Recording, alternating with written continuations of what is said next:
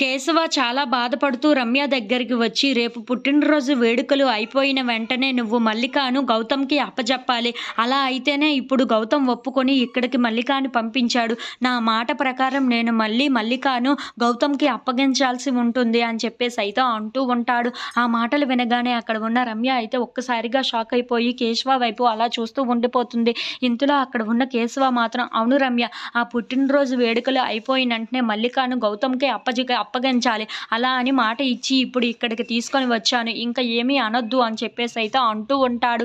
ఆ మాటలు వినగానే అక్కడ ఉన్న రమ్య అయితే ఒక్కసారిగా షాక్ అయిపోయి గౌతమ్ దగ్గరికి వెళ్ళి, "గౌతమ్, నువ్వే ఎలాగైనా సరే అర్థం చేసుకో. ఒక తల్లి దగ్గర నుండి బిడ్డను వేరు చేయడం అవసరం అంటావా చెప్పు గౌతమ్. ఈ తల్లి బాధను అర్థం చేసుకో గౌతమ్. నేను మల్లికను కన్న కూతురులా చూసుకుంటాను గౌతమ్. నువ్వు నా నా దగ్గర నుండి మల్లికను వేరు చేయొద్దు గౌతమ్" అని చెప్పేసి అయితే బ్రతిమలాడుతూ ఉంటుంది. ఆ మాటలన్నీ విన్న గౌతమ్ మాత్రం ఏమీ మాట్లాడకుండా మౌనంగా చూస్తూ ఉండిపోతాడు.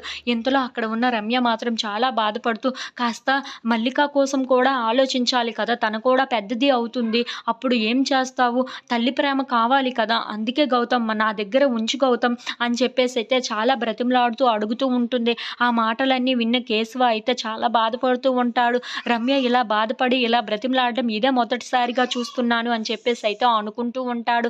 ఇంతలో అక్కడ ఉన్న గౌతమ్ మల్లిక దగ్గరికి వెళ్ళి, "అమ్మ మల్లిక, అమ్మ చిన్ని తల్లి, చిన్ని తల్లి" అని చెప్పేసి అయితే తనని పట్టుకొని చాలా సంతోషిస్తూ ఉంటాడు. "ఇక నన్ను ఎవరు వేరు చేయలేరు. నువ్వు నా దగ్గర నుండి ఇంకా ఎక్కడికి వెళ్ళలేవు. నా దగ్గరే ఇక నువ్వు సంతోషంగా ఉండొచ్చు" అని చెప్పేసి అయితే దాన్ని పట్టుకొని చాలా సంతోషంగా మాట్లాడుతూ ఉంటాడు. అది చూసి అక్కడ ఉన్న వాళ్ళందరూ అయితే చాలా బాధపడుతూ ఉంటారు. ఏంటి నిజంగానే మల్లిక వెళ్ళిపోతుందా అని చెప్పేసి అయితే బుజ్జి అనుకుంటూ అలా చూస్తూ ఉంటాడు.